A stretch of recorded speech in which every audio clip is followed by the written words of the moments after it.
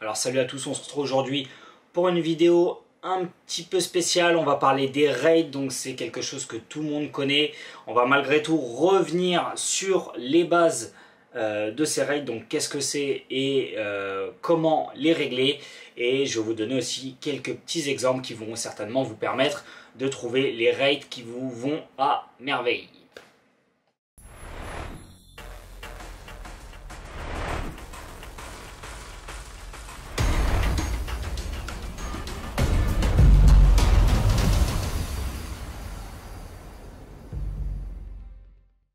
Alors avant de commencer à parler des raids, je vous invite à vous abonner si ce n'est pas encore déjà fait, à liker la vidéo si le sujet vous plaît et à partager si vous pensez que ça peut aider quelqu'un dans votre entourage. Alors les raids, qu'est-ce que c'est? Les raids, c'est tout simplement trois valeurs qui vont définir à quelle vitesse votre drone va tourner en degrés par seconde quand vous serez en bout de stick. Et également, il va vous permettre de régler la sensibilité de vos sticks au centre.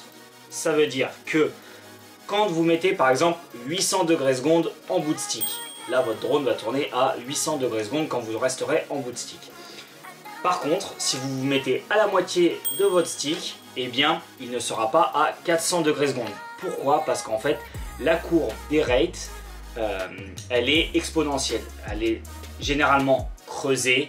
On peut aussi la mettre linéaire, hein, mais c'est pas le but des raids justement. Le but c'est d'avoir quelque chose d'assez souple au centre du stick, donc à cet endroit là où on travaille le plus, et d'avoir un certain nombre de degrés secondes en fonction des préférences du pilote en bout de stick.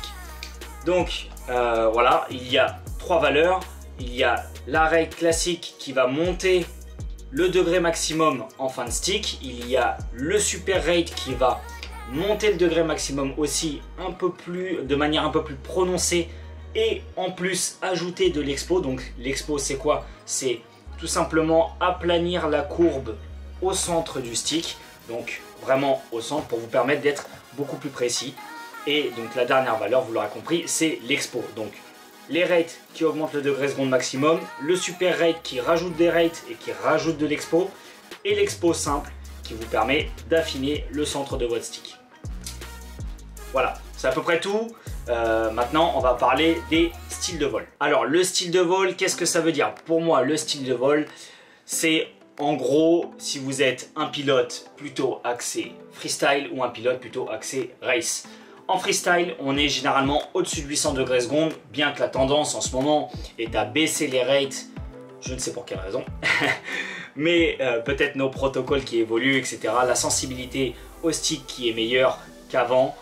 Voilà, c'est un tout, c'est une histoire de goût, c'est aussi la hype du moment, la hype ça change d'année en année, enfin bref, on va pas débattre là-dessus. Donc en ce moment, en freestyle, on est en général au-dessus de 800 degrés seconde. En race, on va tourner en dessous de 800 degrés seconde. Pourquoi? Parce que en fait, en race, on va avoir besoin d'être rapide et précis. Quand je dis rapide, on va faire des mouvements bruts, c'est surtout ça que je veux dire. On va être rapide au niveau des sticks, on va avoir des réactions assez brutes au niveau des sticks parce qu'il va falloir tourner rapidement, etc.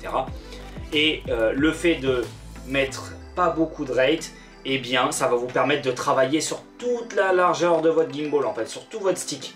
Tandis qu'en freestyle, on va plutôt avoir tendance à mettre des petits coups en butée, histoire de faire des flips très rapides. Donc il va nous falloir beaucoup de degrés par seconde en bout de stick, donc des rates élevés, et ce qui va nous permettre donc de faire des manœuvres assez rapides, acrobatiques, virevoltantes dans tous les sens, vous appelez ça comme vous voulez, mais le but c'est que ça tourne vite et qu'on soit un minimum précis au centre. Donc en free, en général, on a beaucoup de degrés secondes avec pas mal d'expo, et en race, on a quasiment pas d'expo et quasiment pas de rate. Donc voilà, le but c'est d'être le plus linéaire possible et d'être le plus réactif possible en étant aussi le plus précis. Bon, ça c'en est à peu près tout pour le freestyle et la race. Maintenant, je pense que le mieux c'est de vous donner quelques exemples. Donc comment régler ces rates? C'est simple, déjà ça va dépendre de votre type de vol. Votre type de vol c'est soit vous êtes free, soit vous êtes race. Donc si vous êtes race, orientez-vous vers des rates inférieures à 800. Si vous êtes free, orientez-vous vers des rates peut-être supérieurs à 800.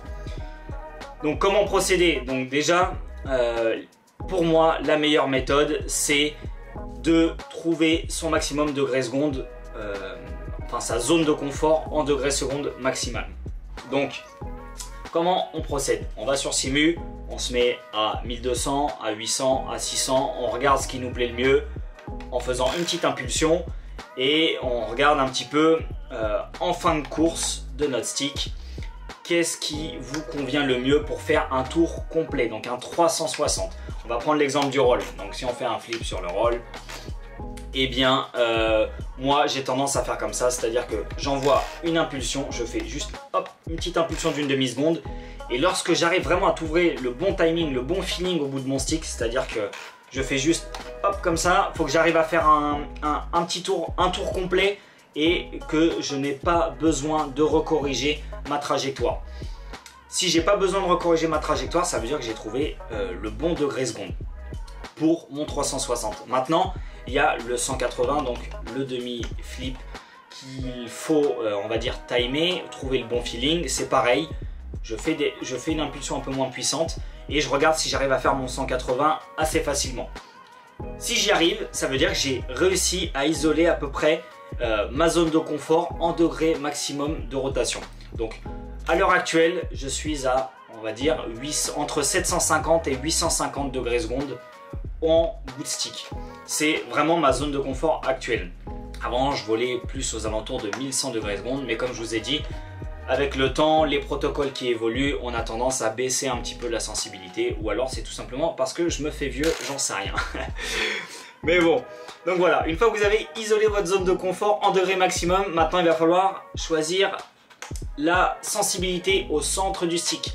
Donc là, on va intervenir sur l'expo parce que l'expo va aplanir votre courbe au centre. Donc moi, personnellement, j'aime pas quand il y a de l'expo. Je m'explique. Parce que quand vous mettez de l'expo, ça va aplanir votre courbe et après d'un coup, elle va monter. Ça veut dire qu'en fait, toute cette zone-là, au centre, ici, toute cette zone au centre, elle va être très douce. Mais dès que vous allez dépasser d'un petit millimètre ou deux sur votre stick, eh bien votre drone va prendre une vitesse angulaire vraiment élevée pour rattraper le maximum de votre courbe. Et je trouve que cette zone-là, hyper sensible après la fin de l'expo, eh ben, elle est super dangereuse parce que j'arrive jamais personnellement à l'isoler et à savoir vraiment à quel moment je vais rentrer dans cette zone super sensible. Donc je préfère descendre l'angle maximum de ma courbe et ne pas mettre d'expo pour avoir quelque chose de plus linéaire plutôt qu'un truc très exponentiel qui va me faire des fois me faire faire des manœuvres approximatives et genre sur un moment de panique on va mettre un coup de stick et le drone va partir dans n'importe quel sens parce qu'on va directement atteindre cet angle très élevé après l'expo. Donc voilà, ça c'est mon avis, c'est mes goûts. Maintenant, c'est à vous de trouver sur Liftosh. Je vous invite à aller sur un Simu pour tester ces raids, c'est important parce que sinon vous allez éclater votre drone à plusieurs reprises. Et donc allez sur Simu, testez plusieurs raids différentes. Il y a pas mal de profils de raids sur Liftoff. Et je dirais même qu'il y a aussi un petit truc qui est intéressant, c'est le forum. Je vous mets tout de suite là sur impression le topic de Jérôme. Donc il a lancé un petit débat en début d'année, oui, en avril, sur les rates. Donc chacun partage ses rates avec un petit truc en ligne, un petit logiciel en ligne qui permet en fait d'affiner sa courbe bien comme il faut. Et après, il vous reprojette tout de suite les réglages que vous devez injecter dans Betaflight. Et ça vous permet en fait de peaufiner vraiment votre courbe plus facilement qu'avec ces trois valeurs un peu bizarres, rate, super rate et expo, qui parfois, malgré qu'on arrive un peu à travailler la courbe, on n'arrive pas forcément à bien travailler le centre et ça bouge tout le temps. Ça nous évite de passer des heures en fait à jouer avec ces trois valeurs. Donc voilà, ce petit logiciel il est bien parce qu'en fait on choisit la sensibilité en bas, on choisit le centre de la courbe et le maximum de degrés secondes et ça nous donne directement la valeur à injecter dans Betaflight. Voilà, donc je vous invite clairement à passer sur le forum pour ça et utiliser ce petit outil. Et puis même vous pouvez vous inspirer clairement des raids des autres pilotes qui ont déjà partagé sur le forum leur configuration, leur rate pour le drone qu'ils utilisent. Parce que bien sûr, Les rates peuvent varier en fonction de si vous volez un tiny whoop ou un 5 pouces.